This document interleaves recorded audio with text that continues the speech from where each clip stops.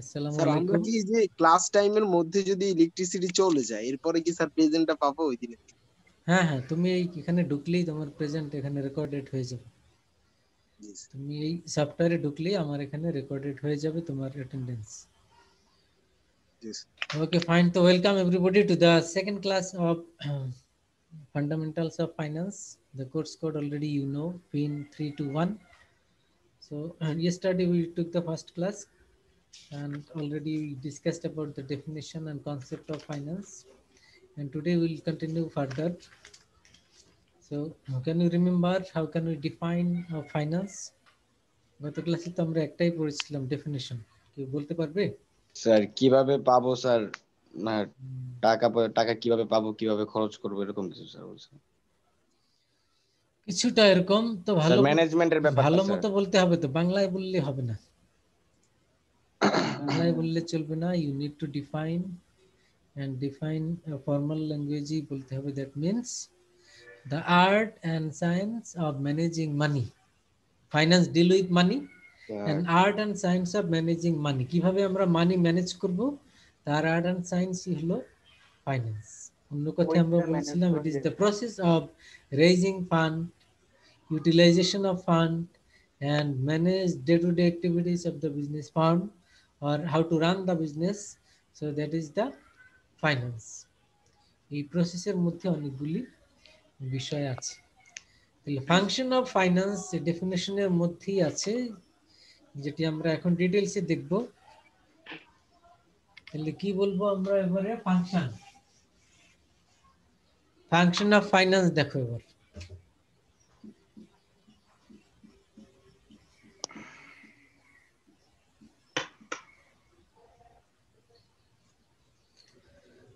Functions of ফাইন্যান্সের মধ্যে আমরা যেটি বললাম, number 1 how to raise fund. Raise fund বলতে টাকা কোত্থেকে আসবে, স্যার টাকা বৃদ্ধি করা স্যার। কোত্থেকে আসবে, সোর্সেস অফ ফান্ড। তার মানে এটা হলো 1 নম্বর।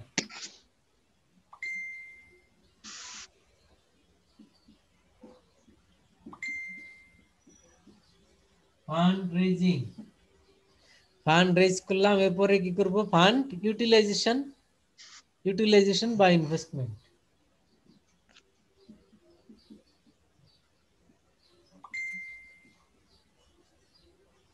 তারপরে হলো ফান্ড ইউটিলাইজ করব and how to run the business.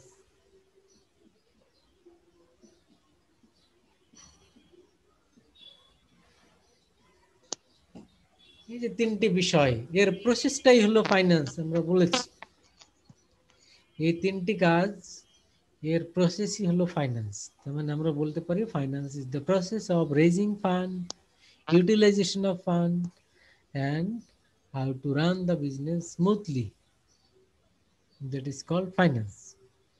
তো এখন ফাইন্যান্সের ফাংশন এই তিনটি। এটাকে যদি আমরা ফাইন্যান্সের ভাষায় বলি how to raise fund, এটাকে ফাইন্যান্সের ভাষায় বললে এটাকে আমরা কি বলবো? Capital structure. এটার নাম কি? Capital structure. আচ্ছা, তাহলে এটা বদলে লিখলাম, এটা বদলে ফাইন্যান্সের ভাষায় লিখলাম ক্যাপিটাল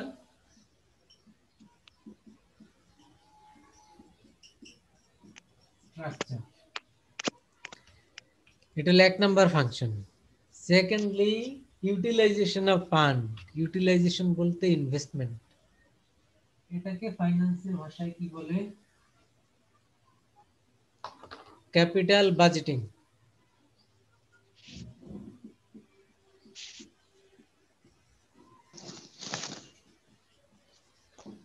এটাকে কি বলে? Capital budgeting.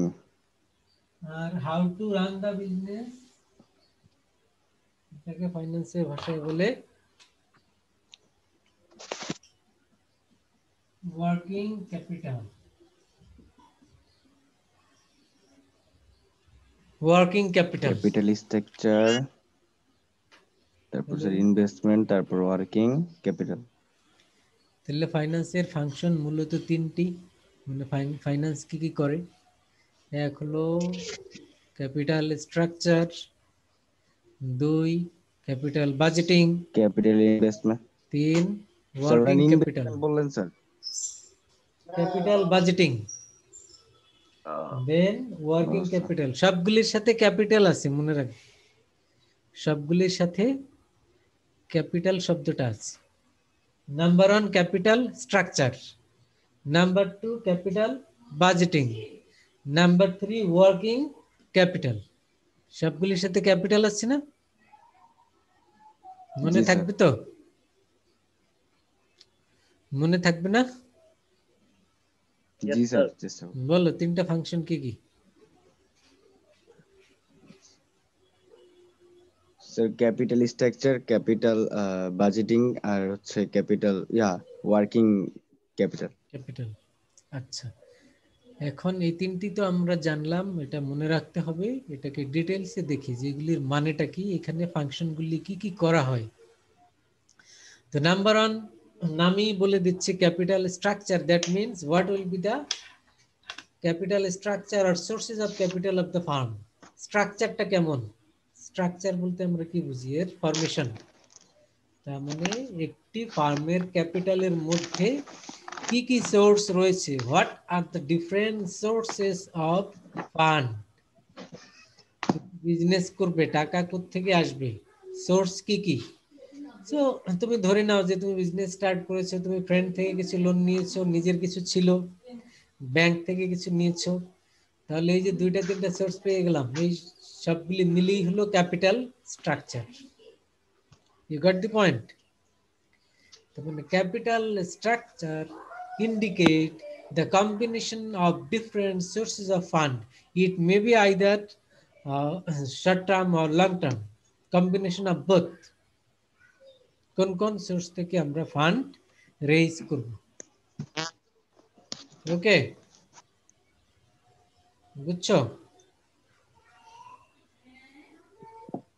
জি স্যার আচ্ছা, তো এটি গেল ক্যাপিটাল স্ট্রাকচার। সেকেন্ড হলো ক্যাপিটাল বাজেটিং। ক্যাপিটাল বাজেটিং ফাংশনে কি হয়? এখানে আমরা দেখব the financial manager will decide where to invest or most profitable source or sector, কোথায় ইনভেস্ট করলে আমাদের রিটার্ন বেশি হবে, সেখানেই আমরা ইনভেস্ট করব।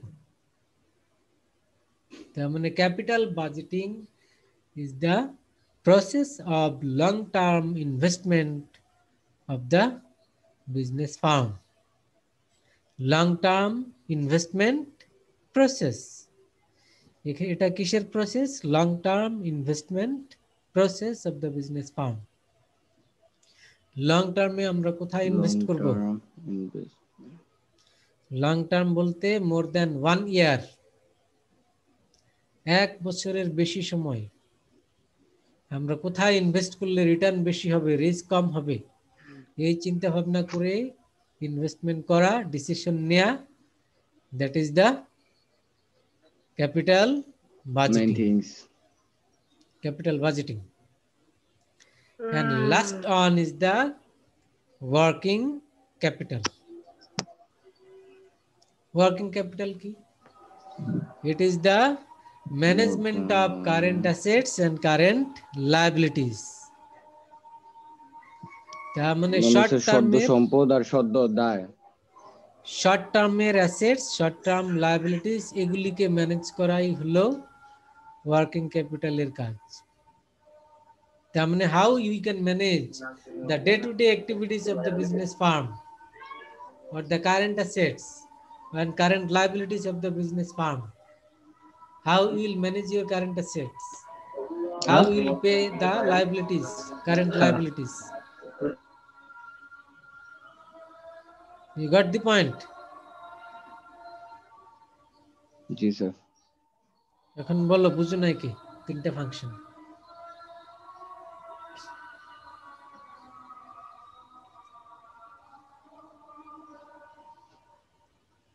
নাম বলতে পারতে হবে। স্যার এক নাম্বার ফাংশনটা স্যার একটু বুঝাই দিলে ভালো হতো। ক্যাপিটাল স্ট্রাকচার শুনতে পাই, Capital নেটওয়ার্ক ডিস্টার্বের structure কারণে। it is the different sources of fund from where the business raise capital, যেসব সোর্স থেকে কোম্পানি ক্যাপিটাল কালেক্ট করে সেই সোর্সগুলি একসাথে বা কম্বিনেশন, এটাকেই বলা হয় ক্যাপিটাল স্ট্রাকচার। মনে করো বিজনেস নিজস্ব ফান্ড Source থাকলো, combination. ব্যাংক থেকে লোন নিল, অন্য কোনো থার্ড পার্টি থেকে লোন নিল, এই যে ডিফারেন্ট সোর্স থেকে ফান্ড কালেক্ট করলো, এই টোটালটাই হলো ক্যাপিটাল স্ট্রাকচার।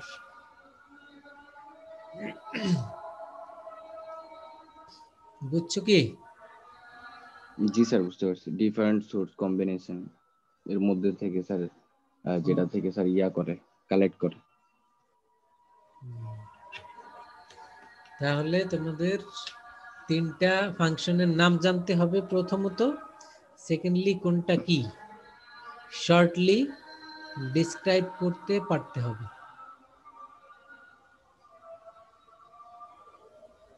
আমরা যদি এক্সাম্পল দেই, এবার দেখো ক্যাপিটাল স্ট্রাকচার। বাংলাদেশে তো অনেক কোম্পানি রয়েছে, একটা কোম্পানির নাম বলো। জি স্যার, অনেক বড় বড় কোম্পানি রয়েছে একটা কোম্পানির নাম স্যার। বলো। এসিআই। আচ্ছা, এই এসিআই কোম্পানির ক্যাপিটাল স্ট্রাকচার যদি তুমি দেখো বা বের করো, দেখবে তাদের টোটাল ক্যাপিটাল কিন্তু নিজস্ব না, তারা শেয়ার স্যার মার্কেট ব্যাংক থেকে, লোনের মাধ্যমে স্যার করে। ব্যাংক লোন নিয়েছে, শেয়ার মার্কেট থেকে নিয়েছে। এই যে ডিফারেন্ট সোর্স থেকে তারা কালেক্ট করেছে, এই কম্বিনেশনটা বা এই স্ট্রাকচারটা কি বলা হয় ক্যাপিটাল স্ট্রাকচার। এবার বুঝছো? তার মানে কোন কোন সোর্স থেকে সে ফান্ড কালেক্ট করেছে। এবার ক্লিয়ার? ফান্ড কালেক্ট করার পরে বিজনেস কি করবে? এই ফান্ডের ইউটিলাইজেশন বা ইনভেস্ট করবে। এখন মনে করো এসিআই এর এক্সাম্পল দিলে, তারা এই ফান্ডগুলি কালেক্ট করার পরে এই ক্যাপিটালটা সে কি করেছে? অ্যাসেটে ইনভেস্ট করেছে। তার মানে সে হয়তো ম্যানুফ্যাকচারিং ড্রাগ ম্যানুফ্যাকচার করার জন্য সে র মেটেরিয়ালস কিনেছে, তারপরে ড্রাগ প্রডিউস করেছে। এছাড়াও অন্যান্য তার ফিক্সড অ্যাসেট, ল্যান্ড বিল্ডিং, সেগুলিতে ইনভেস্টমেন্ট আছে। এই সবগুলি মিলিয়ে হলো তার ইনভেস্টমেন্ট। এটাই হলো ক্যাপিটাল বাজেটিং। সে হয়তো আবার চিন্তা করতে পারে আমার আরো কিছু ফান্ড দরকার, কারণ এখন করোনা ভাইরাস মোকাবেলায় এখন নতুন ড্রাগ তৈরি করতে হবে, এজন্য ইনভেস্টমেন্ট দরকার। তাহলে টাকা কোথায় পাবো? সে হয়তো আরো ব্যাংক লোন নিয়ে সেই টাকা দিয়ে আবার রিসার্চ, নতুন ওষুধ ম্যানুফ্যাকচারিং, এই কাজে হাত দিল। এটা হলো ক্যাপিটাল বাজেটিং। কারণ এই ড্রাগটি তৈরি করলে তার এটি কয়েক বছর, 5-10 বছর ধরে এখান থেকে সে প্রফিট পেতে থাকবে, সেল করতে থাকবে। তাহলে এটি হলো ক্যাপিটাল বাজেটিং। বুঝছো? বুঝ নাই?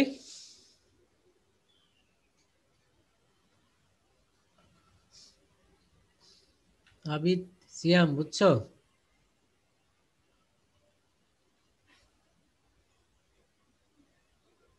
শুনতে পাচ্ছ? জি sir.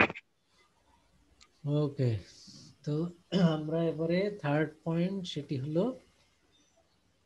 Working capital. Working capital is the day to day activities of the business. আমরা ওই এসিআই এর এক্সাম্পল দিলাম। এখন এসিআই কি করবে? ফান্ড কালেক্ট করলো, সে ওষুধ তৈরি করবে। এগুলির বাইরেও তার ডে টু ডে অ্যাক্টিভিটিস রয়েছে। ডে টু ডে অ্যাক্টিভিটিস বলতে তার অনেক কাজ আছে। এমপ্লয়ীদের স্যালারি দিতে হবে, ইলেকট্রিসিটির বিল দিতে হবে, বাসা ভাড়া দিতে হবে, তারপরে আরো অনেক কিছু থাকে। এগুলি কিভাবে সে ম্যানেজ করবে, এই বিষয়ে যাবতীয় প্ল্যানিংই হলো ওয়ার্কিং ক্যাপিটাল। এবার বুঝছো?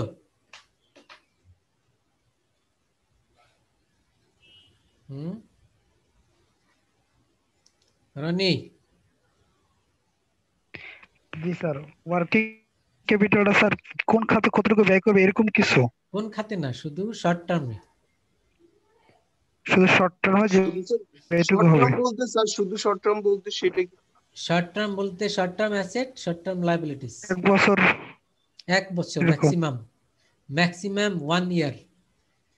1 মাস, 3 মাস, 6 মাস, 9 মাস, 1 বছর, 1 দিন, 1 দিন থেকে 1 বছর। 1 বছরের ভিতরে। জি, এগুলি সে কিভাবে ম্যানেজ করবে, এই ডিসিশন গুলোই হলো ওয়ার্কিং ক্যাপিটাল ম্যানেজমেন্ট। এবার ক্লিয়ার? জি স্যার। তাহলে আমরা এই 3টা ফাংশন, ফাইন্যান্সের ফাংশন, ইম্পর্টেন্ট ফাংশন বা ইম্পর্টেন্ট ডিসিশনস অফ ফাইন্যান্স, এটি আমরা জানলাম। এবং এটি তোমাদের মনে রাখতে হবে, ভাইবার সময় কিন্তু এগুলি জিজ্ঞেস করব যে ফাংশনগুলি কি বলো, কাউকে হয়তো ক্যাপিটাল স্ট্রাকচার কি বলো জিজ্ঞেস করব, কাউকে ওয়ার্কিং ক্যাপিটাল জিজ্ঞেস করব, যাতে তুমি এটা বলতে পারো শর্টলি। এভাবেই প্রিপারেশন নিবে। আর ক্লাসে তো আমরা ডিসকাস করলাম, শুনলে মনে থাকলেও তো তোমার বলতে পারার কথা। ঠিক আছে? জি স্যার। না বুঝলে বলো।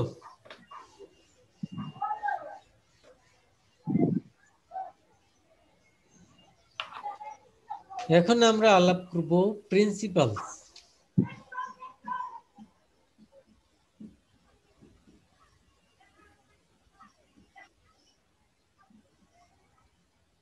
প্রিন্সিপালস অফ ফাইন্যান্স, ফাইন্যান্সের প্রিন্সিপালস। প্রিন্সিপালস গুলি কি কি? বই যাদের আছে, এটা number 4, page number 4, page number 4 এর একবার ফার্স্ট প্যারার মধ্যেই 3টা পয়েন্ট আছে, দেখো। তো এখানে মূলত রিস্ক রিটার্ন,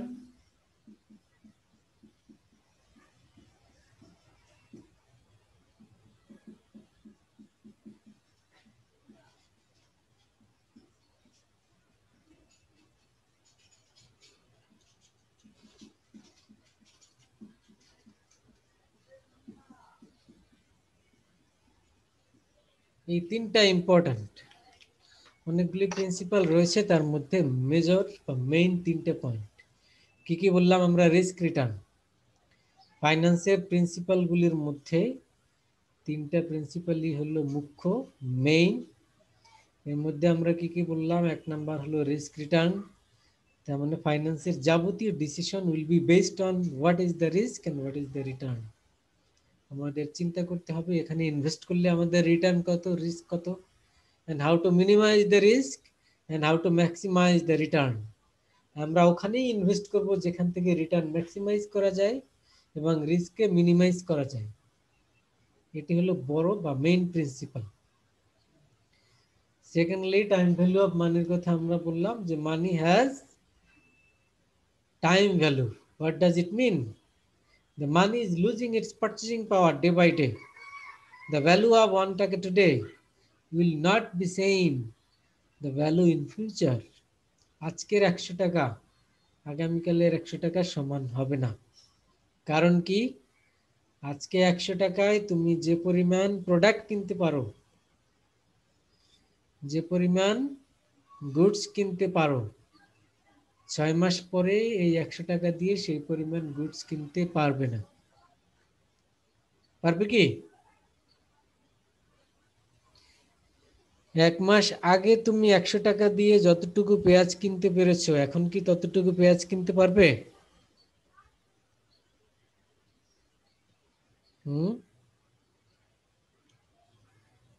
এই শুনছো না? জি স্যার, শুনতে পাচ্ছি। 1 মাস আগে 100 টাকা দিয়ে যেই পরিমাণ পেঁয়াজ কিনেছো, বা 6 মাস আগে যে পরিমাণ পেঁয়াজ কিনেছো, আর এখন 100 টাকা দিয়ে কি সেই পরিমাণ পেঁয়াজ পাবে তুমি? না। আচ্ছা, তাহলে টাকার ভ্যালু সমান না। স্যার টাকার ভ্যালু তো স্যার দিন দিন বাড়ে স্যার। ভ্যালু বাড়ে? জি স্যার। ভ্যালু বাড়লে তো আর বেশি কিনতে পারার কথা। জিনিসপত্রের দাম বাড়ে, ভ্যালু কমে। টাকার যে মূল্য, ভ্যালু বলতে এর যে পারচেজিং পাওয়ার বা ক্রয় ক্ষমতা, এটা কমে যায়। আর তুমি যেটা বলতে চেয়েছো সেটা হলো জিনিসপত্রের দাম বেড়ে যায়। জিনিসপত্রের দাম বেড়ে গেলে তো আর আমরা ওই টাকা দিয়ে সেই পরিমাণ গুডস কিনতে পারি না। আর টাকার ভ্যালু যদি বাড়তো তাহলে 100 টাকা দিয়ে আরো অনেক বেশি প্রোডাক্ট কিনতে পারতে, আগে যা কিনতে পারতে তার চেয়ে। যেমনি ডলারের ভ্যালু বাড়ে, মানে কি? মানে হলো $1 কিনতে এখন যদি তোমার 80 টাকা দরকার হয়, তাহলে ডলারের ভ্যালু বেড়ে গেলে $1 কিনতে তোমার 85 টাকা দরকার হবে। তার মানে ডলারের ভ্যালু বেড়ে গেছে। বুঝছো? বুঝো নাই? জি স্যার। এটা কি বলে time value of money? That means the value of money কি হয়? ভ্যালু কমে যায়, পারচেজিং পাওয়ার কমে যায়।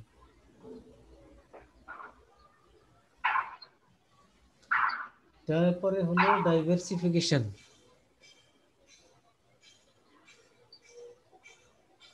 ডাইভার্সিফিকেশন বলতে যে আমাদের টার্গেট থাকে কোনো এক জায়গায় ইনভেস্ট করে আমরা লস করব না, আমরা কি করব? ডাইভার্সিফাই করব, মানে বিভিন্ন জায়গাতে ইনভেস্ট করব। ওই যে একটা কথা আছে, এক জায়গায় না করে বিভিন্ন জায়গায়। জি, যে তুমি এক জায়গায় ইনভেস্ট করলে লস হলে তো পুরোটাই লস। আর ডাইভার্সিফাই কিভাবে করব? যে এখানে অর্ধেক করো, ওখানে অর্ধেক বিভিন্ন করো, তাহলে তোমার রিস্ক মিনিমাইজ হবে। কারণ সব জায়গায় লস তো আর একসাথে হয় না, হয় কি? একসাথে সব লস হয় না।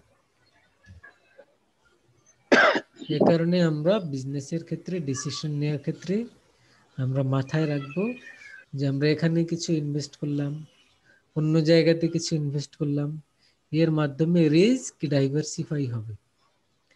This is the principles of diversification. তাহলে আমরা তিনটা প্রিন্সিপাল জানলাম। কি কি? Principles of risk and return. এই প্রিন্সিপালে কি বলা আছে? ইনভেস্ট করো যেখানে রিটার্ন বেশি, ইনভেস্ট করো যেখানে risk com. Clear? Time value of money, এই প্রিন্সিপালে কি বলা আছে?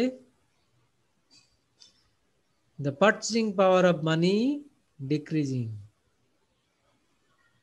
That means there is time preference.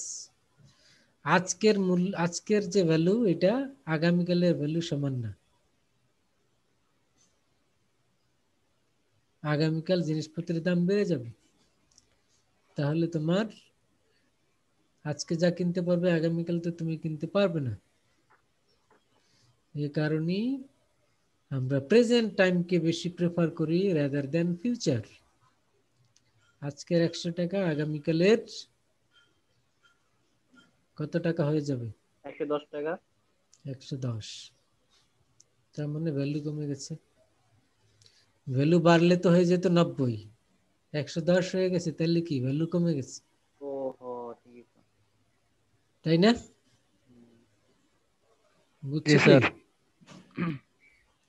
100 থেকে 110 হলো, ভ্যালু বাড়লো না কমলো? আজকের 100 টাকা আগামীকালের 110 টাকা। তার মানে কি আজকে 100 টাকা দিয়ে তুমি যা কিনতে পারো, আগামীকাল কিনতে হলে তোমার লাগবে 110 টাকা। তাহলে আগামীকাল কি টাকার ভ্যালু বাড়ছে না কমছে? হুম, স্যার, টাকার ভ্যালু তো বাড়ে, কিন্তু জিনিসপত্রের ভ্যালু তো বাড়লো না। জিনিসপত্রের দাম বেড়েছে। টাকার ভ্যালু যদি বাড়তো তাহলে কি বলতাম? যে আজকে 100 টাকা দিয়ে যা কিনতে পারি, আগামীকাল 100 টাকায় দিয়ে ওর চেয়ে আমরা বেশি জিনিস পাবো। এটা হলো ভ্যালু বেড়েছে। ও, আর আজকে 100 টাকায় দিয়ে যা কিনতে পারি, আগামীকাল কিনতে যদি 100 টাকার বেশি টাকা লাগে, তাহলে তো ভ্যালু কমে গেছে, কারণ টাকার তো মূল্য নাই। মানুষ আগে বলে না যে আগে 5 টাকা দিয়ে আমরা এত কিছু কিনতাম, এখন তো টাকার ভ্যালুই নাই, 100 টাকায়ও পাওয়া যায় না, বলে না মানুষ এরকম?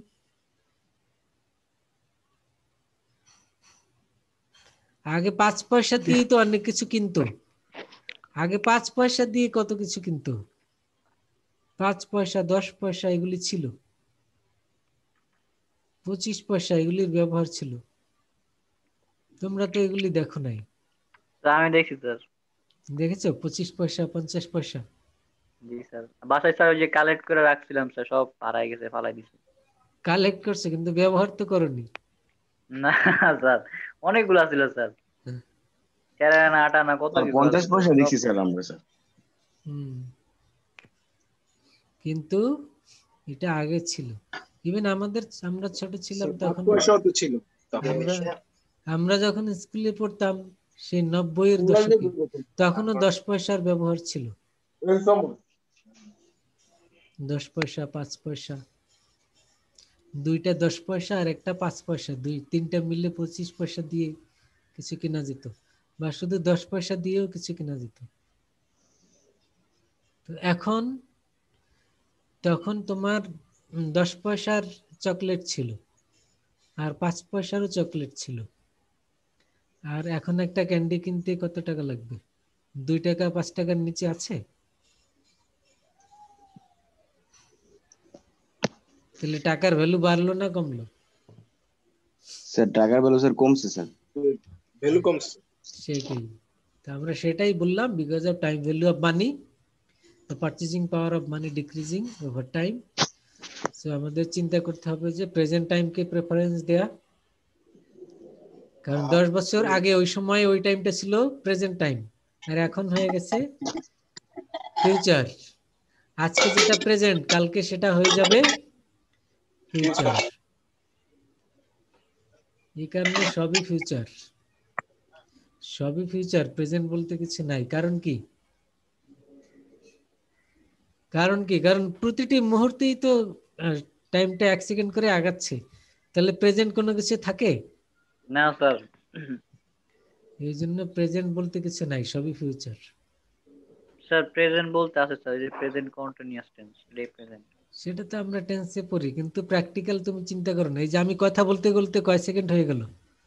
অনেক কমে গেছে স্যার। স্যার তাহলে ফিউচারে দিয়ে আগাইতেছি স্যার। তাহলে তুমি ঘরের দিকে তাকাও আর দেখো যে প্রেজেন্ট আছে কিনা। সবই তো খালি তো সামনে আগাচ্ছে, তাহলে প্রেজেন্ট কই থাকলো? টাইমটা স্টপ করতে বসাল। হ্যাঁ, টাইম স্টপ না করলে তো প্রেজেন্ট হয় না, কিন্তু প্র্যাকটিক্যালি কিন্তু প্রেজেন্ট নাই।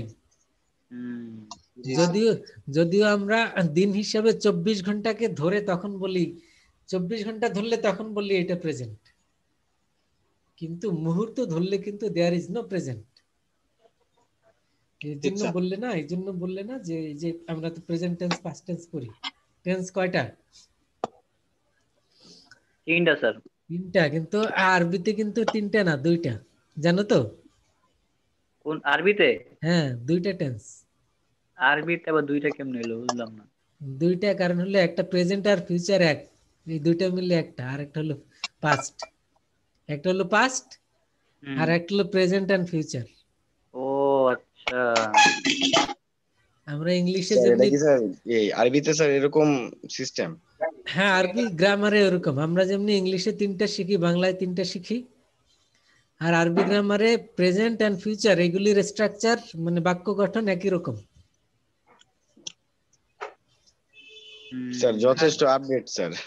হ্যাঁ, সেটাই তো বললাম। আসলে তো মানে প্রেজেন্ট বলতে কিছু নাই তো, যেটা প্রেজেন্ট বলি এটাই তো ফিউচার। এবং ইংলিশ এডি স্যার ব্যবসা করার লাগে এডি করতে স্যার। আরবি গ্রামার যারা, বেশি বেশি বেশি বুদ্ধি হোক স্যার, বেশি বুদ্ধি খাটায় আছে এমন করছে স্যার। তুমি নিজে চিন্তা করে দেখো না আসলে প্রেজেন্ট আছে কিনা কিছু। সেটাই স্যার। এটা ঘরের প্রেজেন্ট বলতে স্যার যে মুহূর্ত গুলো স্যার আমরা স্যার টাইম স্পেন্ড করতেছি, যে সময়টা আমরা কাটাইতেছি স্যার, ওটাই স্যার প্রেজেন্ট। তুমি চোখের পলকেই তো প্রেজেন্ট শেষ হয়ে যাচ্ছে। ঘড়ির দিকে তাকাও, সেকেন্ডের কাটার কেমনে সামনে আগাচ্ছে। না স্যার, এখন যদি স্যার আমরা প্রেজেন্ট বলি স্যার, এই যে আপনার সাথে যে ক্লাসটা করতেছে এই ক্লাসটাই যেটা চলতেছে স্যার, এটাই প্রেজেন্ট। এটা প্রেজেন্ট মানে প্র্যাকটিক্যাল কি, এর মধ্যে প্রেজেন্টও আছে ফিউচারও আছে, কারণ আমি কথা বলতে বলতে আবার ফিউচার হয়ে যাচ্ছে না, মানে পাস্ট হয়ে যাচ্ছে তো। এ কারণে প্রেজেন্ট এন্ড ফিউচার একই কথা আর কি। এবং আল্লাহ সুবহানাহু ওয়া তাআলা কোরআনের মধ্যে ওইভাবেই গ্রামারকে বা বাক্যগুলি ওইভাবে বলেছেন। পাস্টের কথা বলেছেন প্রেজেন্ট আর ফিউচার এগুলি একই সাধারণ সেন্টেন্স। সিরিজ এটা জানাই কেন করে আর তুরন্ত কেন করে এই কারা জানি ডকো ডকো ডকো ডকো করতেছে, থালা থালা বাসন লয়ে, পাতিল পুতিল লয়ে, ভাত খায় কেডা?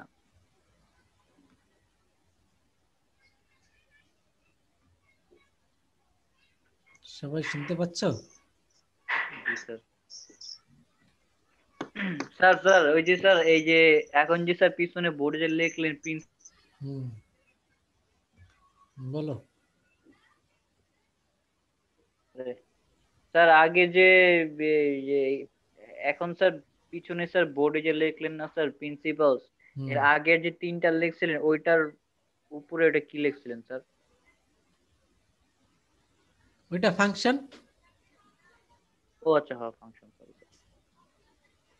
ওইটা ছিল, টপিকটা ছিল ফাংশন, আর এখন টপিকটা হলো প্রিন্সিপালস। বুঝছো? স্যার স্যার স্পেলিংটা স্যার FUNC না স্যার? ফাংশন বুঝো না তুমি? ফাংশন স্যার এর স্পেলিংটা স্যার বুঝছি স্যার। Function okay sir. দেখতে পাচ্ছ?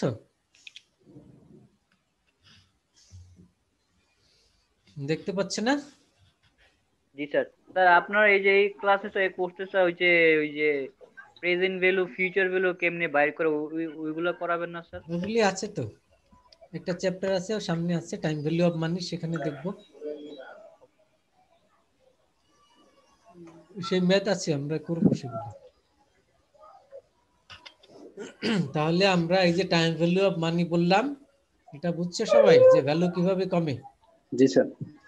তাহলে এখানে প্র্যাকটিক্যাল আমি এই জন্য বললাম যে যেহেতু এই যে বর্তমান, এইটাকে প্রেজেন্ট বললে আর এরপরে এবার ফিউচার, এ কারণে মানির ভ্যালু কমতে থাকে, এবং আজকের ভ্যালুকে আমরা বলি প্রেজেন্ট ভ্যালু, এবং আগামীকালের ভ্যালুকে আমরা বলি ফিউচার ভ্যালু।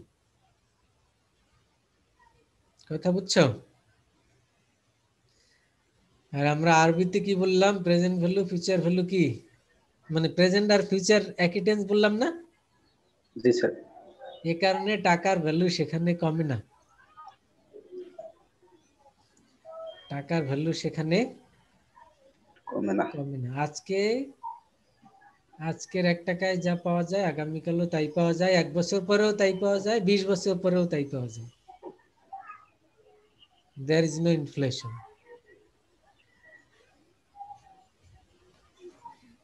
কথা বুঝছো? শায়েস্তা খাঁর আমলের গল্প শুনছো? বলুন স্যার, শুনিনি। 1 টাকায় 40 মণ ধান পাওয়া যেত যে। স্যার ওইটা তো স্যার এরশাদের আমলে স্যার 1 টাকা জানি কয় মনে জানি পাওয়া যেত স্যার এরশাদের আমলে। এরশাদের আমলে কি পাওয়া যেত? 40 মণ? না স্যার এরশাদের আমলে স্যার 7-8 মন না এমন কত মন জানি পাওয়া যেত। তারপরে একটা গরুর দাম ছিল মনে করো 50 পয়সা 1 টাকা। আচ্ছা। আমাদের মধ্যে most of senior person gym সব জানে স্যার। ও বেটা কি কথা না স্যার? কি না, কাজ জানতে না স্যার আমি স্যার এটা যা বলতেছি মানে জানছি স্যার, আমার ওই যে বাপ দাদা আমলে ওই যমুনা ছিল স্যার, তারা বাপ দাদার কি এরশাদের তো তোর আমলেই আসছিল বেটা। এরশাদ কি আরে না পাগল কেমনে? তার আমল তো না, ক্ষমতা ছিল। এরশাদের আমার আমলে বিএনপি আছিল। এরশাদের আমল আমলে তো, এরশাদ আসছিল। এরশাদের আমল তো 90-তে শেষ। 90-তে তো আর হ্যাঁ তোমরা কেউ হ্যাঁ জন্মগ্রহণ 90 এর করনি। পরে তো স্যার যে বিএনপি আওয়ামী লীগ এলো, এবার বিএনপি আইছে। তার ওর জন্মসাল জিজ্ঞেস করো 90 এর আগে। না না না 90 আগে না। এই স্যার আমার তোমরা কি ওকে, আমার আর তোমরা বাপের কি বয়সী ওকে বানাইছে স্যার, দেখেন আইবুড়ো স্যার বানাই কেমন লাগে। দিচ্ছ? ওকে 90-এর আগে ওর জন্মগ্রহণ করলে ওর বয়স হয় কত এখন? 30 বছর আমার আর বাপের উনিও বয়স অনেক বানাইছে। সিনিয়র আমাদের স্যার, অনেক সিনিয়র। ও স্যার চাওয়া মানে স্যার এই বেটা তুই ডটটা করতে 6 বছর নষ্ট করে দিছিস। সবচেয়ে বেশি সিনিয়র হয়েছে আমাদের মেয়েদি। যাই হোক, 90-তে জন্মগ্রহণ করলে তো তোমাদের বাচ্চা থাকার কথা তোমাদের বয়সী। জি স্যার। আমরা যেটা বললাম যে এই যে শায়েস্তা খাঁর আমলে শায়েস্তা খানের আমল বলতে কিন্তু 1 বছর না বা 5 বছর না, না জি স্যার বুঝছি, অনেক আগে স্যার। এটা মানে 30, 40, 50 ইয়ার্স। তো এই এত সময় পুরোটাই কিন্তু এই টাকার ভ্যালু সেম ছিল। কেন ছিল? Because they follow the Islamic system. আর ইসলামিক সিস্টেমে তো বললাম যে এখানে ইনফ্লেশন নাই, এখানে present value future value same. আজকের 1 টাকার ভ্যালু যা, আগামীকাল 1 টাকার ভ্যালু তাই। জিনিসপত্রের দাম 10 বছর 20 বছর পরেও তাই। এই জন্য ওখানে এই যে আর্টিফিশিয়াল ক্রাইসিস এগুলি তৈরি হয় না। কিন্তু ওই সিস্টেম বাদ দিয়ে এখন আমরা অন্য সিস্টেমে এসেছি। এখন তো সবকিছু ডলার বেসড, আর ওইটা ছিল মেটাল স্ট্যান্ডার্ড, মানে ওখানে টাকার এগেনস্টে মেটাল ছিল, গোল্ড কয়েন, সিলভার তাহলে কয়েন। স্যার আপনার কাছে কোনটা স্যার বেটার সিস্টেম মনে হয় স্যার? আপনার কাছে বেস্ট সিস্টেম কোনটা মনে হয়? এই যে gold coin system, silver coin system, এটার যদি ব্যাকড বাই হয় তাহলে জিনিসপত্রের দাম বাড়বে না, মানুষ এখন যেমনি হাহাকার করছে এরকম হবে না। এখন জিনিসপত্রের দাম হুটহাট করে বেড়ে যাচ্ছে, মানুষ এফেক্টেড হচ্ছে, এরকমের ঘটনা হওয়ার সম্ভাবনা কম। কারণ কি? কারণ হলো এখন টাকার এগেনস্টে কি আছে? বাংলাদেশ ব্যাংকের রিজার্ভ কি আছে জানো তো? Gold gold. কোথায় গোল্ড আছে বাংলাদেশ ব্যাংকের রিজার্ভে। জানো?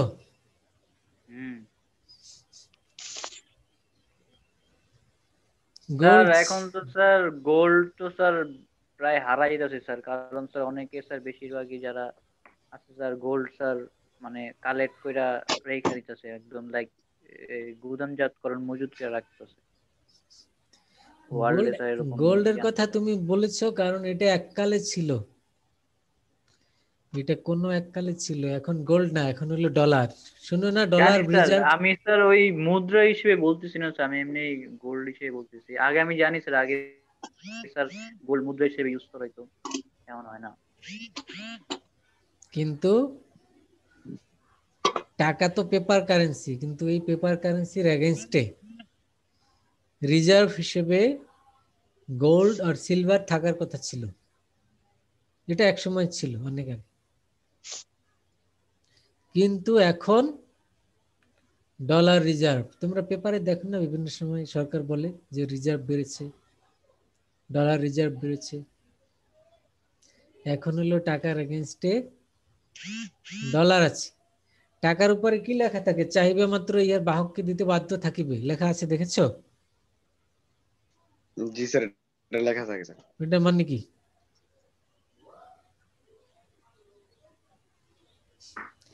এটার মানে কি বলো? কি স্যার আবার একটু বলেন স্যার। চাহিবা মাত্র ইহার বাহককে দিতে বাধ্য থাকিবে, এই কথা টাকার উপরে লেখা আছে, এটার মানে কি? স্যার জিনিস না দিলে মায়ের। এটার মানে তাই? না স্যার আমি এমনি কইলাম স্যার। সেটা তো সরকারি চাকরি থাকে না, না সবগুলোই থাকে। জিনিস না দিলেই পই।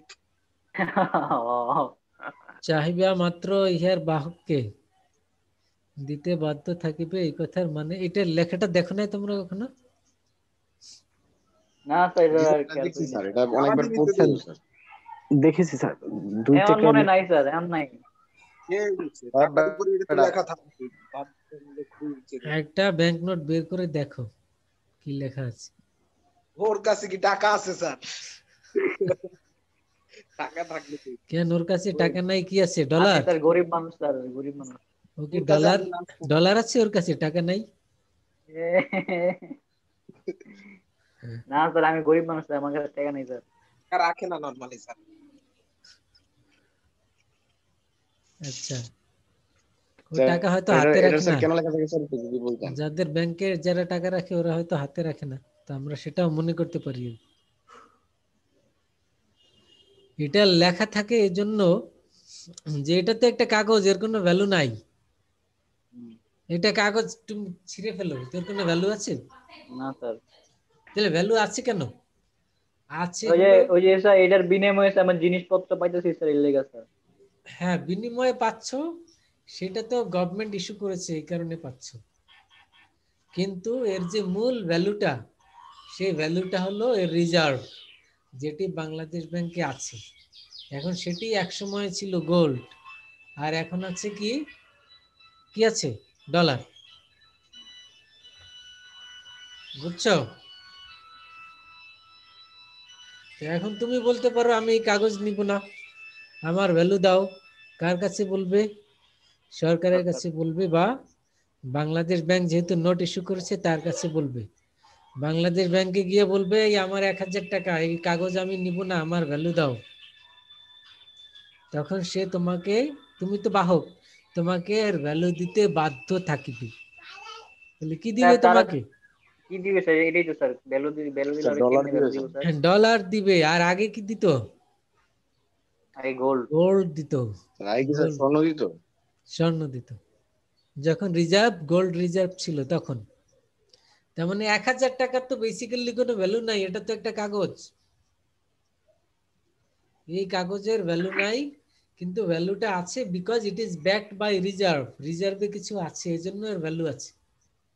কিন্তু তুমি যদি চাও যে আমি কাগজ নিব না, আমার ভ্যালু দাও, তাহলে এখন দিবে তোমাকে ডলার, আর আগে এক সময় তোমাকে দিত গোল্ড।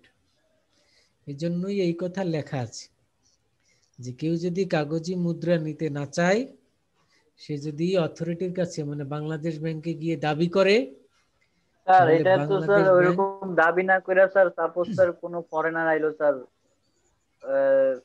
ফরেনার বা বাংলাদেশি কারো কারো স্যার মনে করেন ডলার লাগবে স্যার, সে কি অন্য কোনো ব্যাংকে গিয়ে স্যার এই টাকার ইয়া কইরা স্যার ডলার উঠাতে পারবো না স্যার?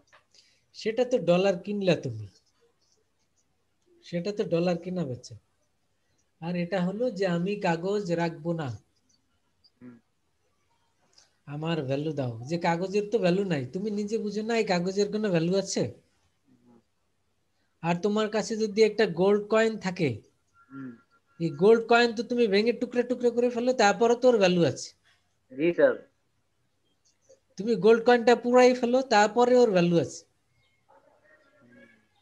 আছে না? জি স্যার। আর তুমি জি কাগজ স্যার। 1000 টাকার কাগজি মুদ্রা তুমি পুরাই ফেলো, ওর ভ্যালু আছে? না। এটা ছেড়ে টুকরা টুকরা করে পানিতে ভাসাই দাও, এর ভ্যালু আছে? নাই।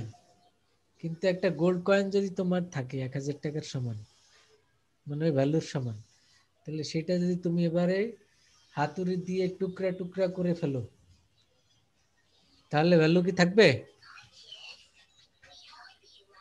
থাকবে না? এই গোল্ড টুকরা টুকরা করলে ভ্যালু থাকে না? হ্যাঁ স্যার থাকবে। থাকবে তো। তাহলে paper currency has no value, metal currency has its real value. এবার বুঝছো? জি স্যার। এই জন্যই আসল কথা হলো যে মেটাল কারেন্সি, আর মেটাল কারেন্সির বদলে এখন যেহেতু পেপার দেয়া হয়েছে, এই পেপারের কোনো ভ্যালু নাই। এই কারণে ওই কথা লিখে দিচ্ছে যে কেউ যদি পেপার নিতে না চায়, সে যদি চায় তাকে ভ্যালু দিতে বাধ্য থাকিবে ব্যাংক, মানে সরকার। এবার বুঝছো? তাহলে তুমি টাকা নিয়ে বাংলাদেশ ব্যাংকে যাও, তোমাকে কি দিবে? কি দিবে? স্যার ডলার, ডলার দিবে। ডলার দিবে। এখন ডলার তো গোল্ড। আরেকটা কাগজ। এই ডলার প্রিন্ট করে কে? ডলার প্রিন্ট করে কে? বাংলাদেশ টাক- ব্যাংক। টাকা প্রিন্ট না করে কে? বাংলাদেশ ব্যাংক, কেন্দ্রীয় না ব্যাংক, না কেন্দ্রীয় ব্যাংক। টাকা কে প্রিন্ট করে? টাকা ওটাই তো স্যার কেন্দ্রীয় ব্যাংকের তো। কেন্দ্রীয় ব্যাংক। আর ডলার প্রিন্ট করে কে? World bank. না না স্যার, না স্যার, ইয়া আমেরিকা স্যার কেন্দ্রীয় ব্যাংক। আমেরিকা কেন্দ্রীয় ব্যাংক কোনটা তো জানি না তো। আমেরিকার কেন্দ্রীয় bank federal reserve, federal reserve, এটা স্যার আমেরিকা কেন্দ্রীয় ব্যাংক। সে প্রিন্ট করে। এখন ও তুমি ওই ডলার টাকা নিয়ে গেলে বাংলাদেশ ব্যাংকের কাছে, সে তোমাকে ভ্যালু দিয়ে দিল ডলার। ডলার নিয়ে যাবে কার কাছে এবার ভ্যালু পাওয়ার জন্য? কেন্দ্রীয় ব্যাংক। আমেরিকার কাছে, ফেডারেল রিজার্ভ। ফেডারেল রিজার্ভ সে তোমাকে কি দিবে? গোল্ড। গোল্ড দেওয়ার কথা, কিন্তু তার কাছেও গোল্ড নাই। ও তাহলে কি দিব স্যার? বলবে যে আপনি এই ডলার দিয়ে যা ইচ্ছা তাই করতে পারেন, কিনতে পারেন, আপনার দরকার কি? আপনি ট্রাস্ট করেন। আপনি কি দরকার আপনার? আমার আপনি জিনিস রাখবো। গভর্নমেন্টের উপরে ট্রাস্ট করেন, এটার ভ্যালু আছে, আপনি এটা দিয়ে যা ইচ্ছা তাই তো কিনতে পারবেন। গোল্ডও কিনতে পারেন, প্রোডাক্ট কিনতে পারেন। আচ্ছা কিন্তু স্যার, আপনি যে বললেন স্যার ফেডারেল রিজার্ভ, ওইটা কি এই নামেই স্যার নাকি অন্য কোনো নাম আছে? এই নামে, মানে এই নামই প্রতিষ্ঠান ওরা? ব্যাংকের নাম এটা। মানে স্যার এমন কোন মানে এরকম মানে বাংলাদেশ যেমন কেন্দ্রীয় কি জানি বাংলাদেশ ব্যাংক যেমন দেওয়া, ওইখানে স্যার আমেরিকা এরকম নাই স্যার? ব্যাংক অফ আমেরিকা বা না, ওইটার নামই তো federal central reserve. Bank of America এরকম নাই স্যার? ওইটার নামই তো বললাম, ফেডারেল রিজার্ভ।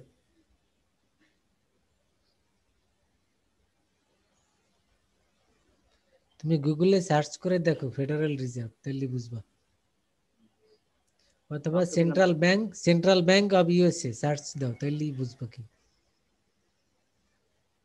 তাহলে বিষয়টি বুঝছো তোমরা?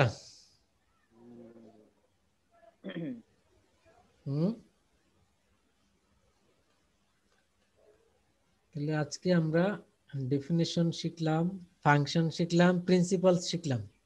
এই তিনটি ডিসকাশন আমরা করলাম ইন ডিটেইল। আগামী ক্লাসে বাকিটা আবার করব। এখন প্রশ্ন থাকলে বলো।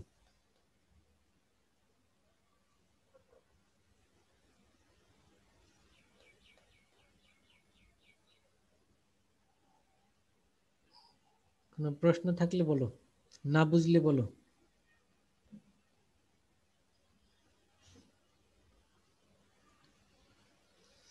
তার মানে সবাই বুঝতে পেরেছো, তাই ধরে নিলাম নাকি? স্যার মোটামুটি বুঝতে পেরেছি। ওকে, তাহলে আগামী ক্লাসে ইনশাআল্লাহ বই থাকবে, ক্যালকুলেটর থাকবে, খাতা কলম নিয়ে বসবে ইনশাআল্লাহ। এর মধ্যে কালেক্ট করে ফেলো, ঠিক আছে? ইনশাআল্লাহ। ওকে, তাহলে আজকে এখানে শেষ করি, নেক্সট ক্লাসে বাকিটা আলাপ করব। আসসালামু আলাইকুম। ওকে, ফিয়ামানিল্লাহ, আসসালামু আলাইকুম।